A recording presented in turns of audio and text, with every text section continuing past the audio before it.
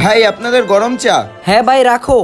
ভাই আমার এই ফোনটা না সকাল তো অন হইতাছে না, একটু দেখে দিবেন। দেখো তো আসিফ কি হয়েছে।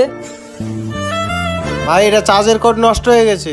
ভাই এটা তো চার্জের কেবল নষ্ট হয়ে গেছে, এটা ঠিক করতে 1000 টাকা লাগবে। আচ্ছা ঠিক আছে ভাই, আপনি ঠিক করেন। এই নাও ফোনটা ঠিক করো। এই যে ভাই আপনার ফোনটা একটু দিবেন, বাড়িতে কল দিব। হ্যাঁ অবশ্যই, এই নাও।